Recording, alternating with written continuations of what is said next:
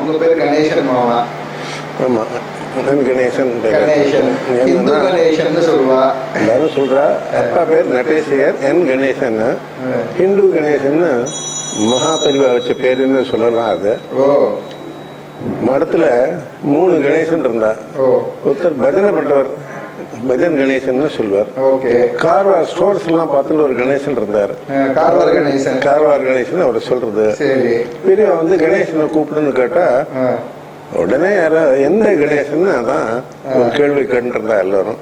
அதனால மகாசுவாமிகள் வந்து ஹிந்து கணேசன் அவர் மௌனமா இருக்கிற போது எப்போது என்ன கூப்பிடணுங்கிற போது இப்படி காம்பார் பேப்பருங்கிறதுக்கு, வேறு கணேசனுங்கிறதுக்கு தும்பிக்கைங்கிறப்பல காமிச்சு அவரை கூப்பிடுவார். அவர் மௌனமா இருந்தா ஏதோ ஒரு இன்ஸ்ட்ரக்ஷன் கொடுப்பாரு தவிர கூப்பிடுறதுக்காக அந்த மாதிரி சொல்லியிருக்கார் ஹிந்து கணேசன். அதனால அவர் வச்ச பேர் தான் நான் சொல்லலாம்.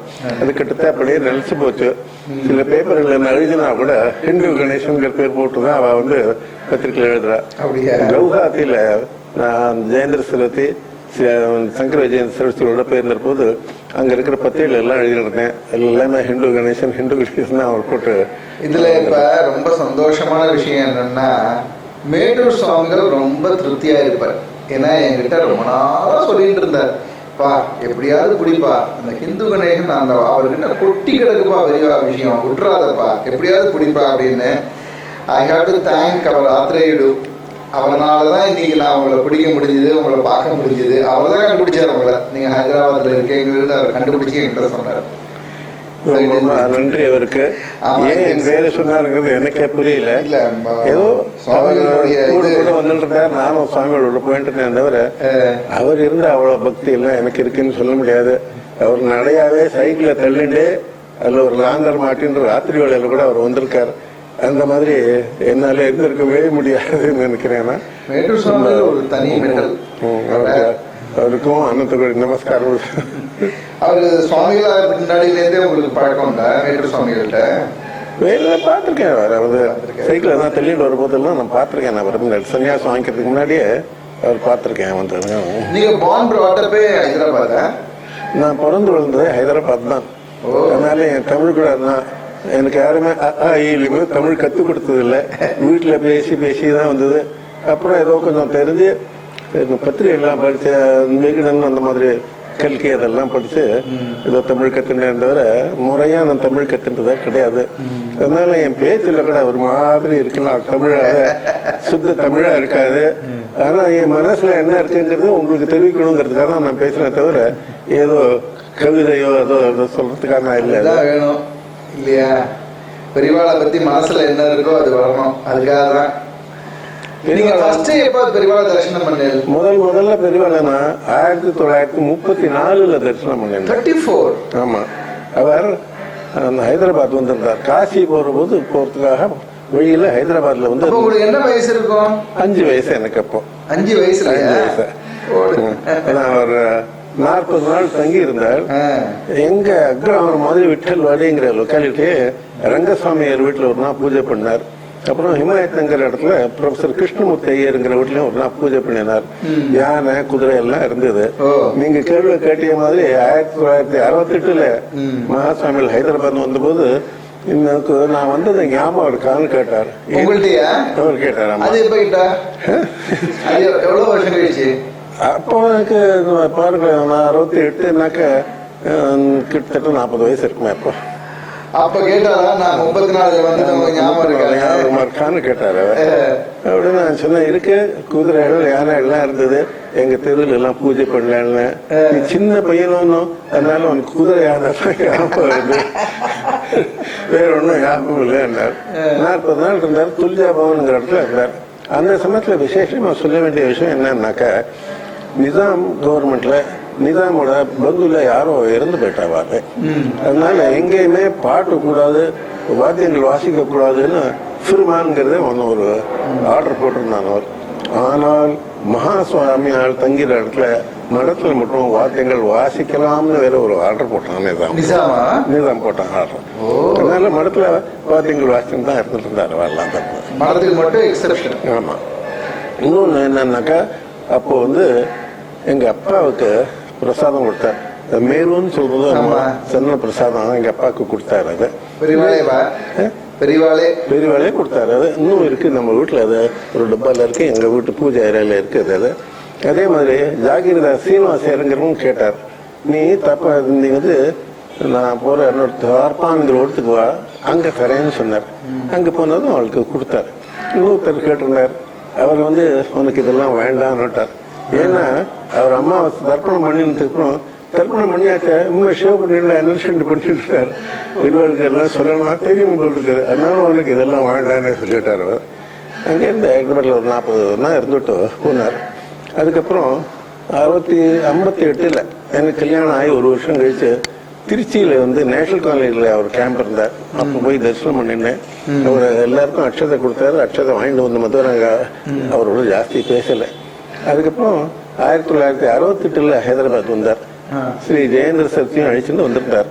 அந்த சமயம் அவன் எல்லாம் மீட்டிங் போட்டு வரப்போறான்லாம் பேசினாலும் தவிர எனக்கு தெரியாது. ஒரு நாள் என் வீட்டு கதவை யாரோ தட்டினா, யாருன்னு தந்தா ஒரு வயசானவர் இருந்தாரு. என் பேரு சாமமூர்த்தி சாஸ்திரிகள். நான் வந்து காஞ்சி சங்கரமணத்துல இருந்து வரேன். கொன்னாலும் ஒரு வேலை ஆக வேண்டி இருக்குன்னு சொன்னார். என்ன வேலை, என்ன ஆக வேண்டியது, பெரிய பெரிய IAS ஆபீசர்லாம் இருக்கா, அவெல்லாம் விட்டுட்டு என்னால் வேலை என்னார். அப்படி இல்லை, கல்யாண சுந்தரம் ஐயருங்கிற புதுசா மேனேஜரா அவரை நியமிச்சிருக்கா. அவருக்கு வந்து மடத்து சாரப்புல கழித்து போடுறதுக்கு வந்து அத்தாரிட்டி வேணும். அதுக்காக அவர் வந்து ஒரு டாக்குமெண்ட் ரிஜிஸ்டர் பண்ணணும். ரிஜிஸ்ட்ரார்கிட்ட அழிச்சுன்னு போய் இது பண்ணணும். சுவாமிகள் வரத்துக்கு முன்னாடியே பண்ணினா தேவையில்லை என்னார். சரி, நான் போய் அழிச்சுன்னு போனேன். டிப்டி ரிஜிஸ்ட்ரார் வந்தார். கேம்ப்லேயே வந்து அந்த டாக்குமெண்ட் ரெஜிஸ்டர் பண்ணி கொடுத்துட்டு போனார். அவ்வளோ பேர் இருக்கும்போது என்னையே சேர்ந்தார். இதுல இன்னொரு விஷயம் என்ன சொல்லணும்னா, 1944 எங்க பூர்வ கிராமம் தன்னந்தோட்டம்ங்கிற இடத்துக்கு கும்பகோணம் தென்னண்ட உப்பிலியப்பன் கோயில் இருக்கு. அதை தாண்டி ஐயாவாடி முருக்கங்குடிங்கிற இடத்துக்கிட்ட அங்க இருந்து தந்தோட்டம்ங்கிற கிராமம் இருக்கு. ரொம்ப பிரசித்த ஊர் இது. இங்க பரமேஸ்வரன் வந்து தாண்டவ தாண்டவபுரம்னு பேர் வந்தது. மாரிமல்ல அது தன்னந்தோட்டம்னு ஆயிருக்காங்க. அங்க வந்து பெரியவா இருக்கும்போது சந்தர்மனை எங்க வீட்டுல நடந்துட்டு இருந்தது. பெரியவா வந்து இது யார் வீடு தெரியுமான்னு கேட்டார்.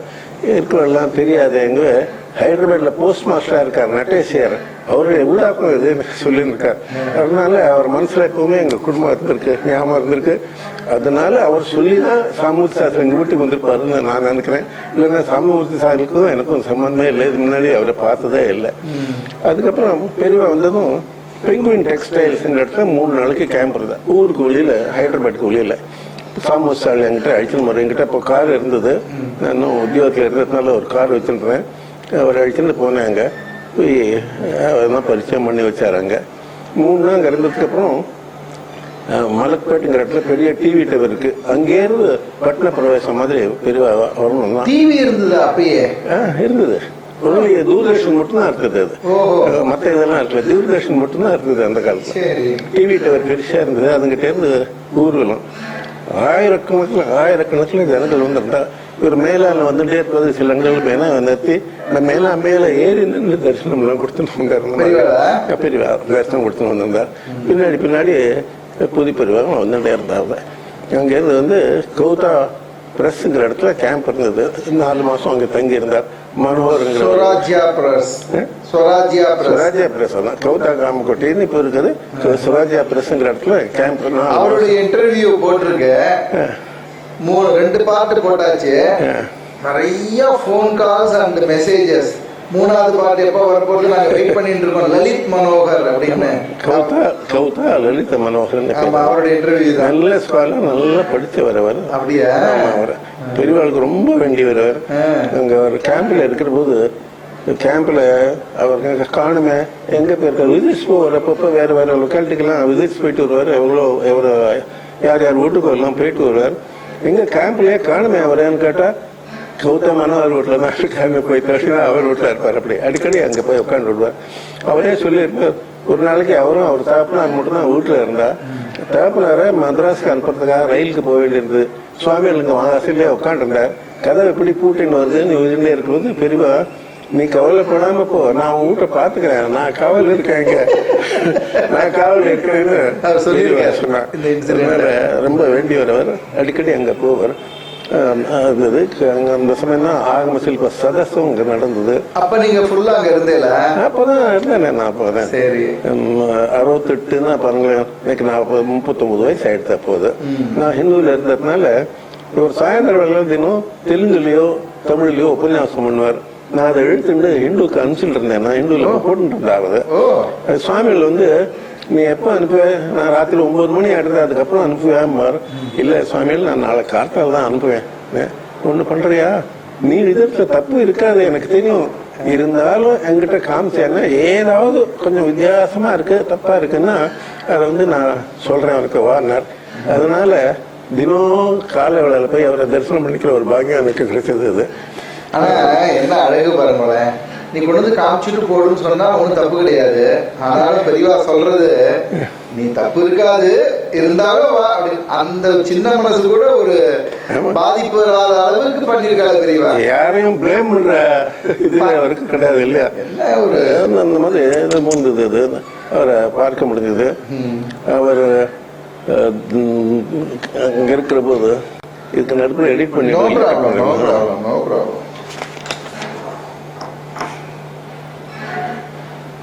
அதுல பெரியவா ஏதாவது உங்கள்கிட்ட கேட்டிருக்காளா? நீங்க போட்டதுல வந்து நான் இப்படி சொல்லலையே, கொஞ்சம் மாறி இருக்கே அப்படின்னு ஏதாவது ஒண்ணு கரெக்ட் பண்ணிருக்கா? எனக்கு சொன்னதா தெரியல, ஞாபகம் இல்லை. சொல்லல எனக்கு. நான் ரொம்ப கேர்ஃபுல்லா இருக்கணும். எனக்கு தெரியும் நான் ஏதாவது தப்பு பண்ணிட்டுன்னா அது என்ன இல்லை பெரியவாளை தான் பிளேம் இல்லைங்கிறது எனக்கு தெரியும். அதனால நான் வந்து ரொம்ப ரொம்ப கேர்ஃபுல்லா இருந்துதான் எழுதினேன். அது அவர் பேசுறது முழுக்க எழுதணும்னா 2 பேஜ் எழுதலாமே, சும்மா ஒரு 2-3 பத்தி தானே வரும். அதனால ஜாஸ்தி அப்படி தப்பா எல்லாமே நான் எழுதிட்டு இருந்தேன். அது வந்து அந்த காலத்துல கேமரா கிடையாது, கேமரா இருந்தது. இப்ப மாதிரி பில்டிங் உள்ளுக்குள்ளே லைட் போட்ட லைட் எல்லாம் இருக்காது. ஒரு பிளாஷ் கன்னு ஒண்ணு இருக்கும், அதுல ஒரு ஆமா ஒரு பல்பை சொல்லி ஒரு போட்டோக்கு ஒரு தான் எடுக்க முடியும். அந்த பல்புல ஒரு நாளைக்கு யாரோ பெரியவர் வந்து நிறைய பெரிய மாலையை கொடுக்க வந்தாரு ஒரு உபன்யாசம் பண்ணிட்டே இருக்கிற போது. அப்போ வந்து அவர் அண்ணன் திரும்பி இருக்கும்போது நானும் கிட்டக்கு போய் அது அந்த காட்சியை எடுக்கணுங்கிறதுக்காக போட்டோ எடுக்க போனேன். என்னோட ஃபேஷன் இந்த மைக்ரோஃபோன் உள்ள பட்டுது. உடனே எனக்கு பெரிய எலக்ட்ரிக் ஷாக் கிடைச்சது. ஒரு நிமிஷம் அப்படியே துடிச்சு போய் நின்றுட்டேன். பெரியவாக்கு எப்படிமா தெரியும், மாலை வாங்கிட்டு திரும்பி கணேஷா ஷாக் அடிச்சதா அப்பதான் பெரிய மகான்ங்கிறத புரிஞ்சேன். அப்புறம் தம்பியோட பையன் 2 வயசு 3 வயசு இருக்கும், அவனுக்கு பேச்சே வரல. அதனால எங்க அப்பாவும் நானும் அவனை அழிச்சு சுவாமிகிட்ட போனோம். எனக்கு அம்மா அப்பான்னு சொல்ல கூட வரலையே, பேச்சு வரலையேன்னு சொன்னோம். சுவாமிகள் வந்து நாக்குல ஒரு வேப்பங்குட்டை என்னன்னா தடுவுங்கோ, அது கசப்பா இருக்கும், அதனால ஒரு டிராப் தேனை விட ஒடுங்கோன்னு சொன்னார். அதே மாதிரி பண்ணினோம். ஒரு வருஷம் 2 வருஷம் அனுப்புறோம். ஏண்டா சுவாமிகிட்ட அழிச்சுன்னு போன பேசுறான், ஏ வேப்பங்கோட்டை நிறுத்தா பேச சொல்ல அவ்வளோ பேச ஆரம்பிச்சுட்டாங்க. சுவாமிகிட்ட அனுப்புறேன்னா அதுன்னு சொல்லணும். அங்க வந்துட்டு வர்ற சாத்தூர் மாசமும் அங்க நடந்தது. ஹைதராபாத்லயா? ஹைதராபாத் நடந்தது. அந்த விளையாட்டு நடந்தது, அடுத்தது ராஜமந்திரில நடந்தது, அப்புறம் ஹைதராபாத்ல நடந்தது. அதுக்கு நிறைய வந்து நம்ம தென்னிந்தியால இருந்து கூட நிறைய ஆர்டிஸ்ட் எல்லாம் வந்து கரகம் போல. சரி பரவாயில்ல, எங்க தங்குவா? அங்கேயும் தங்கிங்க அந்த கௌதா பரிசுலயே தான் இருந்தது. அங்க அதுலயே பெரிய காம்பவுண்ட் இருந்தது, பெரிய அதுலயே இருந்திருக்காரு. பக்கத்துலயே மனோகர் வீடு கூட இருந்தது, அங்கேயே தான் இருந்திருந்தாரு அவரு.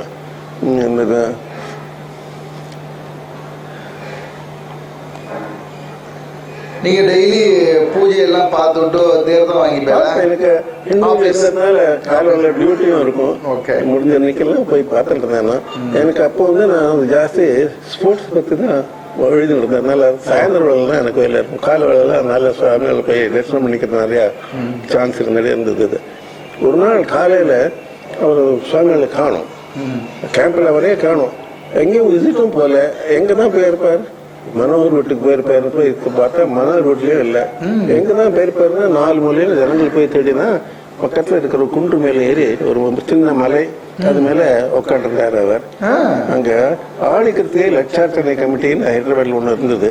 அவ பல வருஷமா முருகனுக்கு கோவில் கட்டணும்னு இடம் தேடும் பார்த்துட்டு இருந்தா அவருக்கு கிடைக்கல. இவன் அங்க உட்காந்துருந்தோம். பெரியவா இந்த இடத்துல கோவில் கட்டலாமே கூப்பிட்டு இந்த கமிட்டிக்காரெல்லாம் கூப்பிட்டு இந்த இடம் யாருதுன்னு விசாரிச்சார். என்னால பலராம்ங்கிறவங்க அவனை கூப்பிட்டேன். அவன் வந்ததும் இங்க நான் கோவில் கட்டலான்னு பாக்குறேன், இந்த இடத்த எனக்கு விற்கிறியா? விற்கிறியா? நான் விற்கவே மாட்டேன் இந்த இடத்த, நீங்க எடுத்துட்டு கோவில் கட்டுக்கோ. நீங்க எடுத்துட்டு கோவில் கட்டுங்க, விற்கிறதாவது உங்களுக்கு கிடையவே கிடையாதுன்னு கொடுத்தான். அந்த கோவில்ல முருகன் கோவிலுக்காக கட்டுறதுக்காக இவர் போறதுக்குள்ள அங்க சுந்தர பெருமாள் சுந்தர விநாயகர் கோவில் பிரதிஷ்டை பண்ணி அதுக்கு கும்பாபிஷேகம் பண்ணினார். பக்கத்திலே கீழே சங்கர மடமும் கட்டி அதுல பாதையை பிரதிஷ்டை பண்ணி அதுக்கும் கும்பாபிஷேகம் பண்ணார். ஹைதராபாத் விட்டு கிளம்புறதுக்கு முன்னாடி அவர் இந்த ரெண்டும் பண்ணார். அதுக்கப்புறம் அங்க முருகன் கோவில் எல்லாம் கட்டி பிரிச்சு அந்த கோவில் ஸ்கந்தகிரின்னா அதுக்கு பேரு ஸ்கந்தகிரி வந்தது பெரியவா அங்க போய் ஸ்கந்தகிரி. அதுதான் சொல்லுங்க ஆடிக்குது லட்சணை கமிட்டிக்கார தேடுன்னு ஒரு 10 வருஷமா தேடுறா இருக்கணும், கிடைக்கல. கவர்மெண்ட் வேற அப்ளை பண்ணியிருந்தா. அதுக்கப்புறம் வந்து பெரிய அதுக்கு பேரு ஸ்கந்தகிரி கிடையாது, சந்தகிரி கிடையாது. இவர் வந்து ஸ்கந்தகிரி ஸ்கந்தகிரி ஆயிடுச்சு. ஸ்கந்தகிரி ஆயிடுச்சு.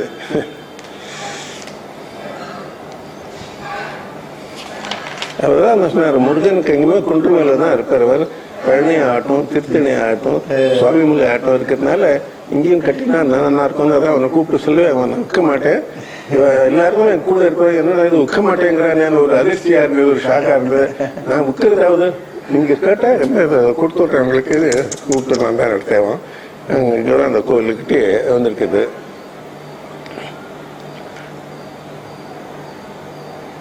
அதுக்கப்புறம் சுவாமிகள் ஹைதராபாத் விட்டு யாத்திரை முடிஞ்சது. விஜயவாடாக்கு அங்க நாங்கள் கிளம்பி இருந்தா. விஜயவாடாவில் வந்து வேத சதஸ் நடக்க போது அங்க கிளம்பி இருந்தா. விஜயவாடாவுக்கு முன்னாடி ஒரு கேள்வி, நீங்க கிட்டத்தட்ட 48 நாள் 50 நாளுக்கு மேல பெரிய ஒரு இடத்துல இருந்துட்டோ, நீங்களும் அடிக்கடி போய் ரொம்ப க்ளோஸ் இன்டராக்ஷன் வேற பண்ணிருக்கீங்க. ஹைதராபாத் விட்டு கிளம்பும் போது ரொம்ப அப்படி தாபமா இல்லையா, ஒரு மாதிரி கஷ்டமா இருந்தது? இல்லாமையா இருந்தது. அப்படியே அதுவும் கிளம்புற அன்னைக்கு அவர் டிஜிபி ஸ்ரீனிவாசன் ரோட்ல தங்கினார், ஊருக்கு வெளியில தங்கினார். அன்னைக்கு காத்தால அவரை காணும். போய் பார்த்தா இங்க ஒரு ஸ்டோர் ரூம்ல மூட்டையெல்லாம் அடிக்கிற இடத்துல அவர் மேல் துண்டு போட்டு அடிக்கப்பட்டு அவருக்கு இருக்கிற இடத்துல எல்லாம் இல்லாம அவர் அதுங்க அவர் கிளம்பினதுக்கு அப்புறம் அதே மாதிரி அப்புறம் கொஞ்ச நாள் ஆச்சு. ஹிந்து பத்திரிக்கைய ஒரு 3 மாசம் வரல, வேலை நிறுத்தம் இருந்தது, லாக் அவுட் இருந்தது. அது நல்ல பத்திரிகை எல்லாம் இருக்குல்ல. அந்த சமயம் ஒரு இடம் மறுபடியும் ராமூர்த்தி சாஸ்திரி வந்து அரங்கிட்ட நந்திகாமால இருக்க பெரியவா போலாமா வரையான்னாரு. சரி என்னட்டு காலம்புற காலைல 2 பேரும் போனாங்க நந்திகாமால. நாங்க போய் இறங்கணும். பெரியவா வந்து ஸ்நானத்துக்கு போயிருக்காங்க பக்கத்துல நதிக்குன்னாரு. ஸோ நானும் அவரும் எங்க கார்ல போனோம். கட்டுக்கிற மலை, மணல் மேடும் மலை சின்னது, அது மேல நான் போனேன். இந்த காரை திருப்ப கூட முடியாது. நாங்க போயிட்டே இருக்கும்போது பெரியவா எதிர வந்துட்டா. கார்ல திருப்ப முடியல, திருப்பி ரிவர்ஸ்லயே வந்துட்டே இருந்தேன். ஒரு 100 கஜம் வந்திருப்பேன். பெரியவா அப்படி கை தூக்கினா என் வண்டி பின்னாடியும் போகல முன்னாடி போகல, அப்படியே நின்று போயிடுத்து.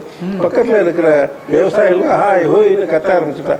என்னடான்னு பார்த்தா என் கார் இன்னும் 2 இன்ச்சு பின்னாடி போயிருந்தா கீழே ஒரு 10 அடி கீழே விழுந்திருக்க வேண்டியது. அவர் கார் அப்படின்னு சாமூர்த்தி சாசல் எனக்கு 2 பேருக்கும் அவர் உயிர் தப்பித்துனே சொல்லலாம். அது பெரிய கை நீட்டினோடனே இப்படி கை தூக்கினார். உடனே வந்து வண்டி நின்று போயிடுது. அப்புறம் எல்லாருமே கொஞ்சம் முன்னாடி தள்ளி நல்லா ரிவர்ஸ் பண்ணி கொண்டு விட்டோம். இன்னைக்கு அப்புறம் கேம்ப்க்கு நந்திகாமா வந்ததும் பூஜை அப்புறம் பெரியவா கேட்டா உன்னோட ப்ரோக்ராம் என்ன? சாயந்தரம் திரும்பி போறதா தான் இருக்கேன் பெரியவா. அப்படி என்ன அர்ஜென்ட் வேலை என்ன? என் பையனுக்கெல்லாம் பரீட்சை இருக்கு. என்ன பரீட்சை என்ன? பெரிய பையன் 5வது, 2வது பையன் 3வது, சின்ன பையன் 1வது எழுதுறான்னு. பெரிய பெரிய பரீட்சை தான் போ, பெரிய பெரிய பரீட்சை தான் போ. நீ வேணாம், நீ என்ன விஜயவாடாவிலும் சேர்ப்பிச்சுட்டு போனா சுவாமிகள் நான் உங்க கூட வரேன், உங்களை விஜயவாடாவிலும் சேர்ப்பிருந்தேன், என்ன அழிச்சுன்னு போங்க நீங்க விஜயவாடாவில் நான் வரேன்னு நான் சொன்னேன். சரி நான் இருந்தேன். சாயந்தரம் 6 மணிக்கு மறுபடியும் கூப்பிட்டு என்னன்னு பண்றேன்னு இன்னைக்கு பூஜை ஸ்பொட்டி எல்லாம்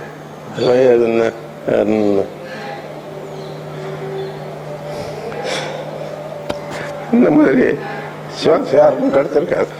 சந்திரமௌலீஸ்வரர் உன் காரை அடுத்த கேம்பர்ல அழிச்சுன்னு போகணும் சார் பூஜை ஸ்பொட்டி எல்லாம். அப்படியே பூஜை பெட்டி இருந்தாலும் கேம்ப் பண்ணணும் அழிச்சிடணும்னு சொன்னார். பூஜை அனுப்பணும்னு ராத்திரி 8 மணிக்கு அதே மாதிரி அடிச்சுட்டா அந்த அடிச்சுட்டே ஒரு எல்லாம் சில பேர் ஏறிண்டா. இவர் வந்து நீ கேம்ப்ல போய் பூஜை பெட்டி நாங்கள் வச்சுட்டு அங்கேயே இருந்து விடாத, திரும்பி வா இங்க. ஏன்னு சொல்றேன்னாக்க கார்த்தால நான் வந்து 5:30 மணிக்கு கிளம்புவேன். என்னோட பல்லாக்க மேல தூக்கிட்டு வருவா, 6 பேர் தூக்குவா, 106 பேர் ரிசர்வ்ல இருப்பா. அவளதான் உன் கார்ல உட்காந்து வச்சுட்டு ஒரு 5 கிலோமீட்டர் போய் அங்க அவளை இறக்கி விடு. மேனா வந்ததும் அவ அந்த தூக்கிப்பா, அந்த அதோட தூக்கி இருந்தா உன் கார்ல வருவா, மறுபடியும் போய் ஒரு 5 கிலோமீட்டர் கண்டு நின்றுன்னு சொன்னார். ரொம்ப சரிதான்ட்டு நான் திரும்பி வந்தேன். 10 மணி ஆயிடுச்சு. நான் அங்க வரும்போது கேம்ப்ல எல்லாம் கதவு மூடி இருந்தது, உள்ள எல்லாம் தாப்பால் போட்டு இருந்தது. நான் கதவை அடிச்சு எழுப்புவானே, சுவாமிகள் உடனே எழுப்ப வேண்டியிருக்கும். சத்தம் போட்டாங்க. நான் பட்டு எங்க பக்கத்துல திண்ணை இருந்தது, அதுல படுத்து நாங்க மேனா இருந்தது. நான் அங்க படுத்துட்டேன். கார்த்தால 4 மணிக்கு மேனாவை திறக்கிற சத்தம் வந்தது. யாரா இப்ப வந்து திறக்கிறான்னு பார்த்தா சுவாமிகளுக்கு உள்ள இருந்து போட்டு இருக்கா. பக்கத்துல பட்டு இருக்காங்க, தெரியாது. 4 மணி இருக்கும். 5 மணி வரலும் ஏதோ பேசியிருந்தார் சுவாமிகள், என்னோட பேசிட்டு இருந்தார். 5 மணிக்கு மேலே வரும். 5:30 மணிக்கு கிளம்பணும். அங்கேருந்து அவர் சொன்ன அப்படியே அழிச்சுன்னு போனோம்.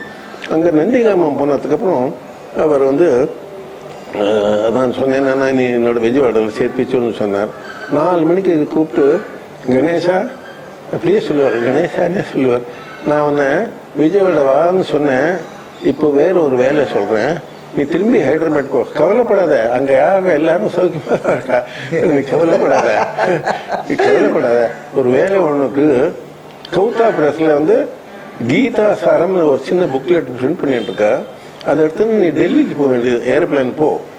அங்க வந்து ராமச்சந்திரன் ICS இருக்காரு, அவர்கிட்ட அதெல்லாம் கொடுக்கணும். அவர் வந்து குருக்ஷேத்ரால போய் கீதா உபதேசம் மாதிரி ஒரு பேனல் அங்க ஓபன் பண்ண போறா, அங்க எல்லாருக்கும் அதை டிஸ்ட்ரிபியூட் பண்றதுக்காக நீ அதை எடுத்துன்னு போ. சரி நான் போயிட்டு வரேன். போறபோது நீ தனியா போகாத, பானுபத்தியும் அழிச்சுன்னு போவார். யாரு? பானுபந்த் அப்புறம் மேனேஜரா இருந்தார் பானுபந்த். அவரும் அழிச்சுன்னு போனார். அழிச்சுன்னு போ, முதல் பஸ் ஹைதராபாத்ல பார்த்ததும் அதில் உட்காந்து வச்சு திருப்பி அனுப்பிச்சுடுவேன். சும்மா இருக்க கூடாதா தெரியவா, அவருக்கு வேலை இல்லைன்னா என்னத்துக்கு ஹைதராபாத் வரணும், நான் மட்டும் போறேன், அங்க வேலை உடனே பஸ்ல என்னத்துக்கு அனுப்பணும்னு நான் சொன்னேன். நான் சொன்ன தக்காளு அப்படின்னால சரின்னு அழிச்சுட்டு வந்தேன். அதே மாதிரி வரும்போது சூர்யாபேட்டுங்கிற இடத்துக்கு ஹைதராபாத்ல இருந்து 80 மைல் அது சூர்யாபேட். அது வரத்துக்கு ஒரு 20 மைல் இருக்கிற போது என்னோட டைனோ வேலை பண்ணல, ஃபேன் பில் லூஸா இருந்து நானே எவ்வளவு டைட் பண்ணல. ஒரு அந்த ஓட்டம் கொஞ்சம் பெருசா இருந்ததுனால கட்டல. அதனால கார்ல அவர் உட்காந்து வச்சுட்டு நான் ஏதோ ஒரு லாரியை பிடிச்சிட்டு சூர்யாபேட்டு போய் அங்க ஒரு மெக்கானிக் பிடிச்சிட்டு ஒரு பஸ்ல வந்து அதை ரிப்பேர் பண்ணி காவல் காக்கிறதுக்காக தான் அவர் எடுத்து காவல் காக்கிறதுக்காக பண்ணிருக்காங்க. தவிர அது ரிப்பேர் ஆனது ரிப்பேர் பண்ண வைக்கிறது அதுக்கு ஒண்ணு தலையிடல. வேற ஒரு ஓட்டை போட்டு ஸ்க்ரூ போட்டு பண்ணி கொடுத்துட்டாங்க. அதே மாதிரி வந்தேன். நான் வந்து சிக்கந்தராபாத்ல வந்து மனோகர் பிரஸ்ல தான் பிரிண்ட் ஆகிட்டு இருந்தது. கேட்டா இன்னும் பிரிண்ட் ஆகல, நாளைக்கு தான் ஆகும். இன்னைக்கு நான் போறது சாயந்தரம் போயிட்டேன், மறுநாளும் ஆகல. அதுக்கு அடுத்த நாள் தான் பிரிண்ட் ஆயிடுது. அதனால நான் ஒரு நாள் லேட்டா தான் போவேன், டெல்லிக்கு போக முடியுது. டெல்லிக்கு நான் பிளேன்ல போய் எடுத்துன்னு பண்ண போனோம். அங்க பார்த்தா ராமச்சந்திரன் ICS முன்னாடியே குருக்ஷேத்ராக்கு போயிட்டாவா சொன்னான். சரி நானும் ஒரு பஸ்ஸை பிரச்சனை போனேன்னா போனா அன்னைக்கு சூரிய கிரகணம். அந்த பெரிய தடாகம் குருக்ஷேத்ரா தடாகத்துல ஸ்நானம் பண்ற பாக்கியம் பெரிய கிடைச்சது இன்னைக்கு. இந்த வேலையை முடிச்சுட்டு நான் திரும்பி ட்ரெயின்ல வந்து நான் வந்து விஜயவாடா வந்தேன். அப்போ நவராத்திரி பூஜை எல்லாம் ஆயிட்டு இருந்தது. சரஸ்வதி பூஜை வீட்டில் பண்ணுவேன், நான் போயிட்டு வரேன்னு சொல்லிட்டு நான் ஒரு பஸ்ல நான் ஹைதராபாத்துக்கு வந்துட்டேன். விஜய் பண்ணிட்டு மறுபடியும் போனோம். அங்க கிருஷ்ணா புஷ்கரம் எல்லாம் நடந்தது, அவரோட எல்லாம் போய் ஸ்நானம் எல்லாம் பண்ணினோம். அதுக்கப்புறம் மறுபடியும் இந்து பேப்பர் ஆரம்பிச்சுடு திரும்பி. அதனால நான் அதுக்கு மேல அவரோட போகல. 69 அதுக்கப்புறம் மறுபடியும் பெரியவா வந்து காஞ்சிபுரத்தில் இருக்கிற ஊர் பார்த்தேன். அவர் வந்து சர்வ தீர்த்த கரையில போய் உட்காந்துருந்தார்.